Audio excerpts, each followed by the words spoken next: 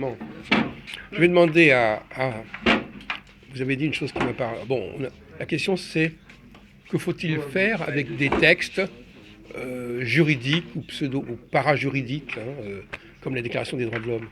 Qu'est-ce qu'elle vaut? Quelle est sa valeur? Alors, donc vous avez dit, on reprend la question, une déclaration de principe. Bon, alors je voudrais savoir, par exemple, vous comprenez ce que c'est qu'une déclaration de principe? Eh bien, en fait, dans les faits, c'est comme si c'était une nouvelle religion. Et au nom de cette nouvelle religion, on a fait des génocides. On a, par exemple, Samuel Bandy en 1793 en 1794. Et qui pourtant a. Donc c'est un texte génocidaire. Oui. C'est beau ça. C'est gentil. D'accord. Alors, on va reprendre ce que disait Jean-Paul.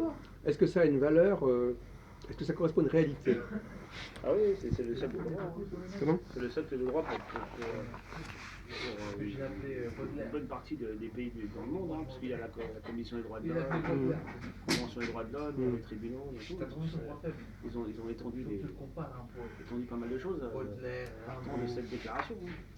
Mais quelle est l'utilité des droits de l'homme, Jean-Paul? C'est d'encadrer et de donner une nouvelle orientation. Auparavant, il y avait les droits de Dieu qui étaient exprimés, mais les droits de l'homme étaient bien sûr considérés à travers les droits de Dieu, avec le décalogue et d'autres, le droit ancien latin, le droit romain.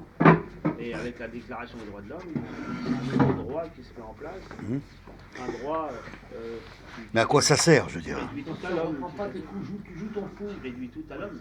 Ouais. C'est-à-dire qui nie un peu la divinité et qui permet de sortir des interdits, pas tout de suite, mais petit à petit. Mais enfin, excusez-moi, Jean-Paul, est-ce qu'il y a dans la Déclaration des droits de l'homme quelque chose qui est incompatible avec la religion, par exemple? Voilà. Bon, qu'est-ce qui est incompatible? Qu'est-ce qui vous gêne dans cette déclaration? Dans cette déclaration des droits de l'homme. Les premiers articles font référence à l'aide suprême, mais c'est vraiment il y a très peu de choses. Et ensuite, le problème c'est le peuple qui est souverain. C'est la souveraineté du peuple, c'est la volonté du peuple. Alors avant, c'est ça qui pose problème, la volonté du peuple. C'est rousseauiste. Ouais, voilà. Ça. Normalement. Mais pour toi, Marc, c'est quoi ça servait à quoi les droits de l'homme? Tous les droits viennent de Dieu et eux ils font venir tous les droits font venir les droits de l'homme. Pour Youssef, c'est une mystification. Une fumisterie, une mystification. D'accord. Vous le fumez comme ça, il fermera sa gueule. Voilà. Donc, moi la question que je me pose, c'est un texte qui existe, quelles sont ses différentes fonctions et ses différents modes d'emploi derrière tout ça? Parce qu'apparemment, vous voyez ça comme ça, mais le mode d'emploi, comme on vous lance un texte comme ça, à quoi ça sert? Comment on s'en sert? Est-ce qu'il y a une seule façon de le lire, ce texte? Apparemment, il y a toujours plusieurs façons de lire un texte. Il a été intégré à la Ve République, il y a aussi une autre convention des droits de l'homme qui a été rédigée plus tard. Il y a celle de l'ONU, 48. Qui reprend et qui transforme, qui est en droits sociaux, de droits... C'est pas la question que je voulais poser, c'est est-ce qu'il y a plusieurs façons de lire un texte de ce type? Disons que... Une déclaration, qu'est-ce que c'est qu'une déclaration? Qu'est-ce que c'est qu'une déclaration? Ils l'ont fait, et à quoi ça ils ont fait? donné un sens quand même, et il y a un socle, et quand même, on est obligé de... peut-être qu'on pourrait la lire de manière différente, mais ceux qui... Vous êtes pas en train de filmer, là. Une sorte de coutume qui s'est décerné autour, tous les républicains le lisent quand même dans un certain sens, c'est pas... qui est assez... qui est le sens actuel. Je ne sais pas si on peut le lire autrement, je ne sais pas s'il y a des pays qui ont repris ça et qui l'ont lu autrement, je sais pas. D'autres pays étrangers qui ont... Donc toi, tu penses que les autres pays étrangers ont modifié le texte Non, mais qui l'ont interprété différemment, je sais pas, en Asie, par exemple, je sais pas, je crois pas. Vous savez, si je pose cette question, vous êtes très malin, vous savez pourquoi je pose cette question. On pourrait dire la même chose de la Bible. Évidemment. Comment faut-il la lire? Au premier degré, au deuxième degré, troisième degré? En quelle langue déjà tu peux la lire? En grec ancien? Oui, d'accord, mais en dehors de la question de la langue, d'accord. Bon, il faut aussi dire que la Déclaration des droits de l'homme, il faut la lire en français, parce qu'elle a été écrite en français, et la Déclaration de l'ONU de 48, il faut la lire en anglais. Enfin, sinon il faut être sérieux. Ouais. Elle peut être traduite. C'est pas la traduction. question- C'est pas la question de la traduction. Encore que c'est toujours intéressant de connaître dans la langue dans laquelle. Alors, donc finalement, vous voyez où je veux en venir. Comment peut-on lire un texte? Il y a plusieurs façons de lire un texte. Alors, Quelle est sa validation, la validité, son impact, son autorité? Est-ce qu'il correspond à une réalité ou à autre chose? Et le droit, d'une manière générale, le droit, parce que c'est aussi le problème de la philosophie du droit. Le droit, qu'est-ce que ça implique? Qu'est-ce que ça nous a, qu'est-ce que ça, par exemple, vous signez par exemple imaginons que vous signez Une un charte. bail, Ouais, ouais. un bail avec un propriétaire. Alors, Ce bail, qu'est-ce qu'il implique? Allez-y. Mon père disait que l'application des droits de l'homme, c'est un droit, ça développe un droit abstrait. Ça s'oppose à des droits concrets. Et donc c'est une abstraction qui s'oppose à des droits concrets. Par exemple, au niveau de la législation vendéenne, les Vendéens sont battus pour défendre leurs droits. Justement, ils ne pas porter les armes. Et justement, c'est des droits concrets. Et alors que les révolutionnaires ont obligé les Français à devenir un peuple armé, un peuple en guerre. Alors que justement, en 1793, la patrie n'était pas en danger. Parce que. 91 ou 93? 93. C'est l'année de la mort de Louis XVI. C'est avant de Louis XVI. C'est. Quand on étudie les opérations militaires, on voit qu'ils ne dépassent pas les 10 à 20 km à l'intérieur des frontières françaises, des forces étrangères, que ce soit les Autrichiens, les Prussiens. Les Prussiens ne se battaient même pas. Les Prussiens évitaient de des batailles. Qu'est-ce que ça vient faire C'est intéressant, mais qu'est-ce que ça nous À la apporte? franc-maçonnerie, par exemple, parce que la Prusse, les Prussiens étaient dirigés par les francs-maçons. Et à Valmy, ils ont évité de livrer bataille, ils se sont retirés. Et les Français ont été déclarés vainqueurs par abandon. Ça, vous nous décrivez le contexte historique de Historique l'époque, de l'époque, ouais. mais ça n'a pas beaucoup d'intérêt. On n'est pas en train de parler du contexte historique de l'époque, on est en train de se demander, nous aujourd'hui, qu'est-ce que ça signifie? Quelle est pour nous? l'utilité des droits À quoi de ça l'homme? sert?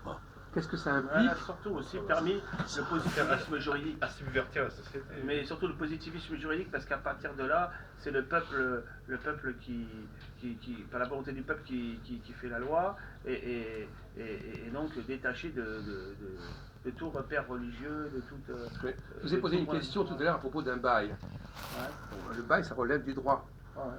Qu'est-ce que ça signifie un bail? Vous signez un bail pour une location? Mais c'est un contrat d'engagement, un bail. Ouais, C'est bah, quoi? il y a Bah, des oui. droits et des devoirs, mais. Non, mais est-ce que le bail résout... Qu'est-ce qu'il a... Le bail, c'est quoi? Ça signifie Il quoi? parle de quoi, le bail? Là, il parle du prix, Il parle de quoi? Des relations entre propriétaires et. Non, mais il parle de et quoi? locataires. Il détermine quoi, le bail?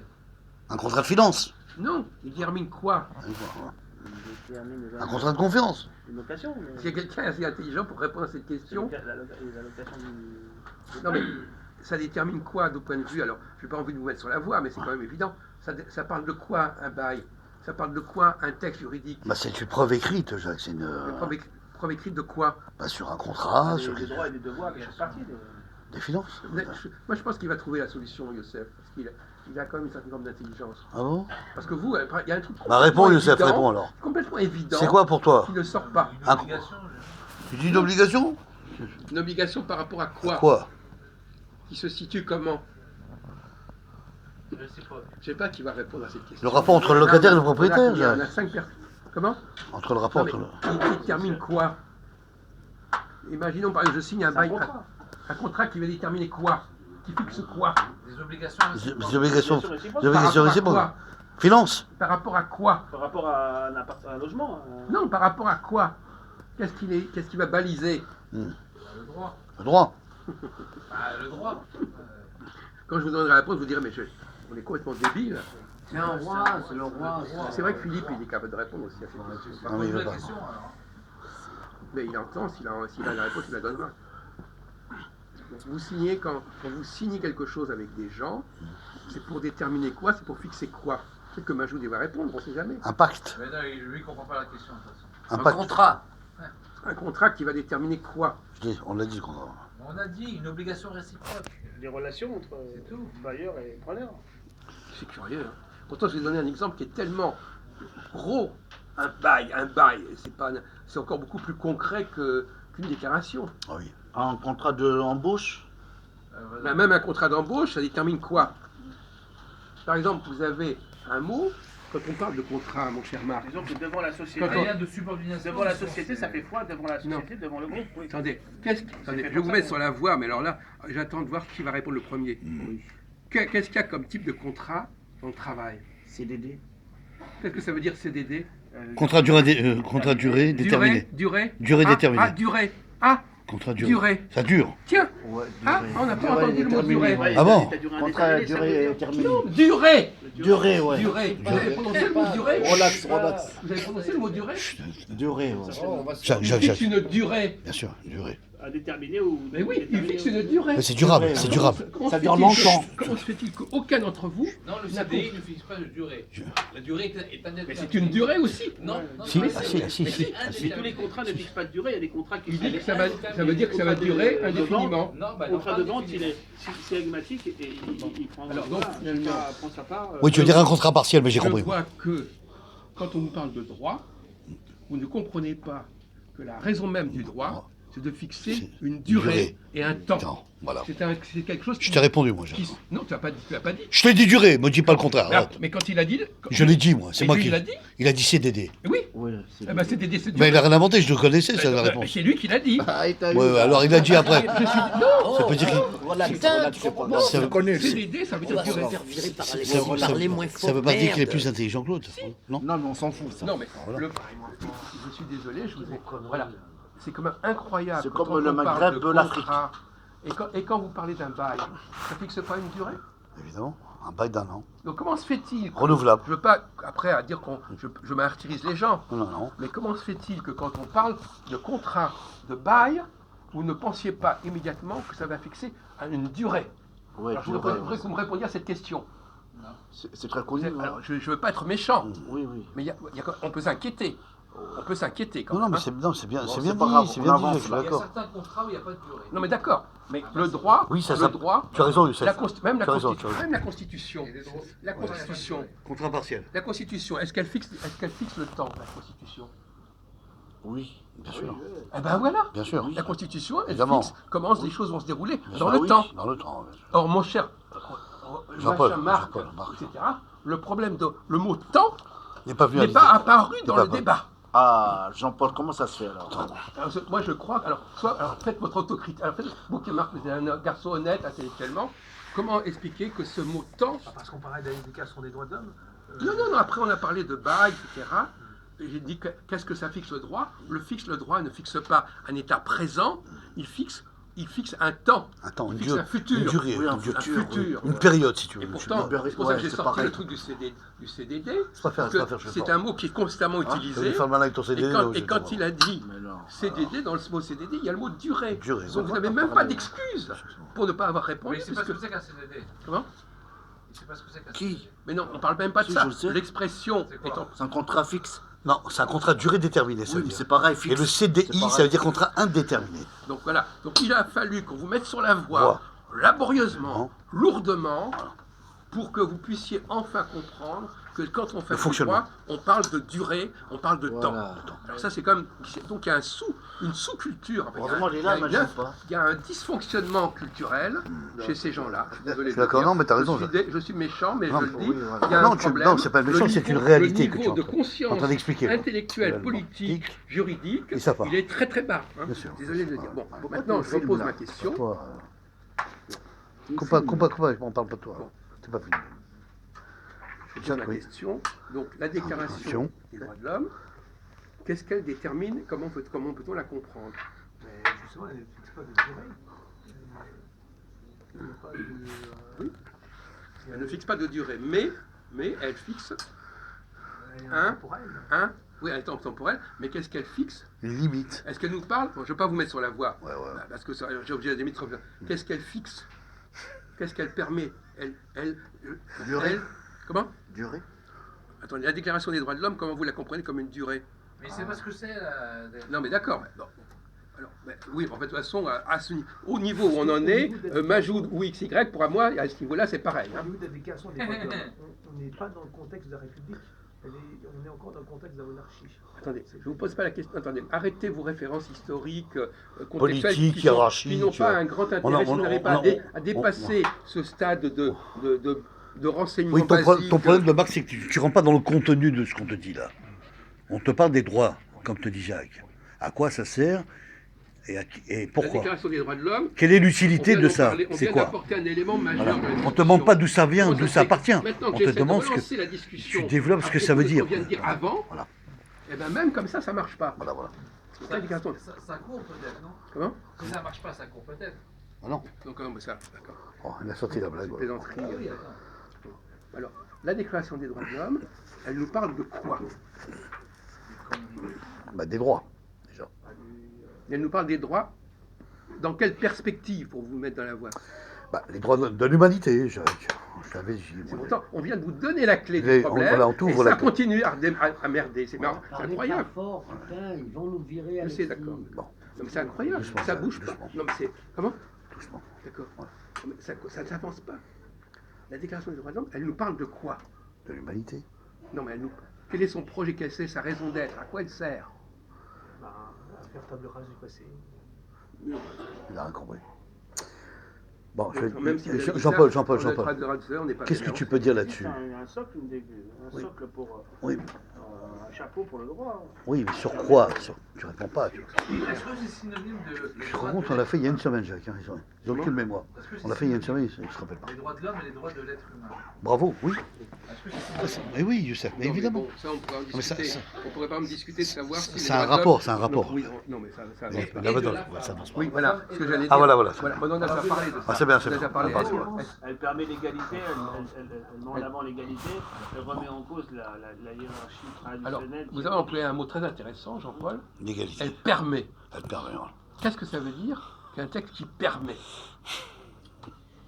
C'est quoi permet? Je permets, ça veut dire quoi je permets? C'est une permission. Elle rend possible, elle constate, qu'est-ce qu'elle fait? Elle rend tout au moins en droit elle donne une certaine égalité entre les gens, entre les citoyens. Parce qu'avant, il y avait des ordres. Ça décolle pas. Hein. Ah. Pourtant, on a donné tous les éléments pour y arriver, mais ça ne marche pas. Ah. Vous êtes tellement abrutis par les discussions que vous avez quand je ne suis pas avec vous, que même quand j'arrive, ça Le décolle niveau est pas. bas, le niveau est C'est toujours la bas. nourriture, c'est comme des gens qui se nourrissent avec des trucs nuls. C'est ça. Ils sont plus, il n'y a plus de sport, il n'y a plus d'entraînement, Voilà. et donc ça baisse, le niveau baisse. Là, on peut dire que le niveau baisse. Il n'y en a même pas un qui sauve l'honneur. Hein. Il n'a pas compris. Donc il y a un mot que j'écoute. Il a employé un mot qui est intéressant. Permet. Permet. Qu'est-ce que c'est qu'un texte qui permet? Elle ne permet rien du tout. Non. Elle Une permet. mystification. Voilà. Bravo. Donc on peut dire qu'on pourrait. Dans quelle mesure? Permet, ça veut dire qu'on peut faire la chose, mais c'est pas spécialement obligatoire. Mais permet. Non, mais attendez, on prend la première ligne de la Déclaration des droits de l'homme. Elle permet d'exercer. La déclaration des droits de l'homme, il faut comprendre pour moi, dans son contexte, c'est-à-dire en 1793, c'est la liberté ou la mort. 91, je suis désolé. Mais ce sera la liberté. Oui, déjà, il a ou la raison, mort. Jacques. C'est-à-dire que si on n'adhère pas à ce texte, c'est la mort. Bon, Et, d'accord, c'est gentil. Ouais, je comprends ce que vous voulez C'est dire. gentil. C'est Bon, pas ça- C'est la devise c'est du c'est le Venezuela, contexte. je crois. C'est le contexte. Libertà au moins. Liberté Elle au moins. libère, si on veut, elle libère l'homme de Dieu. C'est ça qu'elle libère l'homme de la religion aussi. Bon, c'est pas ça qu'il veut C'est dire, pas- Jacques, ça c'est nous pas intéresse- ça. trop- C'est pas ça, intéressant, c'est pas ça, ce c'est point. pas ça. C'est des choses très simples. Donc, Voilà. les hommes naissent libres et égaux. Donc, Déclaration de l'homme et du citoyen. Tout à fait. Précisons le texte Précis. complet. 1791. Exactement. La déclaration des droits de l'homme et du citoyen. Bon. Très bien dit, Jacques. Alors, qu'est-ce que ce mot, comme a dit notre ami Joseph, Ouais. Joseph, on peut vous dire Joseph, c'est pas grave. Je préférais Hannibal, mais bon. Osef. Je préférais Hannibal. D'accord. Bon, vas-y, Ou Joseph. Hasdrubal. Ou Hasdrubal. Une mystification. On a le droit de se poser la question. Une mystification. Est-ce que ça n'est pas une mystification? Bravo. Est-ce qu'une déclaration des droits de l'homme peut, d'une certaine manière, être considérée comme une mystification? Encore faudrait-il savoir ce que c'est qu'une mystification. Et il y a une différence entre la déclaration des droits de l'homme française et la déclaration des droits de l'homme aux États-Unis. Bien sûr. Où aux États-Unis, c'était pour. Universel, monsieur. C'était pour des choses concrètes en fait. Et là, il n'y a pas. On est totalement dans l'abstraction. Et Dans la déclaration des droits de l'homme française, on est l'abstraction. Ouais, on est totalement dans l'abstraction. Donc ça veut dire que ça correspond à rien. Bah, ça correspond à l'homme avec un grand H, un homme qui n'existe pas. Donc quelqu'un qui se référerait aujourd'hui à la déclaration des droits de l'homme, qu'est-ce que ça voudrait dire? Est-ce que c'est sérieux? Bah, il y a eu d'autres déclarations des droits de l'homme. Est-ce qu'il dit, puisque c'est... Est-ce que la déclaration des droits de l'homme constate un fait ou pas? Alors maintenant, c'est devenu un fait. Non, mais pourquoi c'est devenu un fait? Pourquoi c'est devenu un fait? Pourquoi c'est plus vrai aujourd'hui qu'il y a 200 ans? Tous les pays ont... Non, mais je parle pas de ça. Le fait en soi qu'elle décrit. Je parle de savoir si tous les pays ont fait ceci ou cela. Qu'est-ce qu'elle décrit? Est-ce que ce qu'elle décrit est un fait? Est devenu un fait ou était déjà un fait? Elle permet quoi? Elle sert à quoi, les dents? Qu'est-ce que c'est? Moi, j'ai choisi un sujet pas si compliqué que ça. Hein. Le sujet, le niveau est bas. Ah, Vous êtes voilà. d'accord, hein. Mais vous n'avez pas non plus apporté. Il a apporté un mot. Un petit élément, il a un petit apporté élément, un important. petit élément. C'est-à-dire, qu'est-ce que ça vaut? Qu'est-ce que ça Qu'est-ce vaut? que Voilà. ça vaut cette déclaration? Et quelle est l'utilité de cette déclaration? Qu'est-ce que ça vaut? Voilà. Et est-ce que ça vaut? Pour quand ça? Je ne vais pas vous mettre sur la voie, mais ça, vous qui parliez justement du contexte, est-ce que cette déclaration des droits de l'homme, elle correspondait à un fait à l'époque? Ou un fait actuel? Est-ce que c'est dans le contexte de l'époque qu'il faut la comprendre? Est-ce que c'était une réalité de l'époque? Bah, je vous l'ai dit, Mais répétez-vous. C'est la liberté ou la mort. Non, attendez. Côté idée, moment, je me pose des questions. Hein.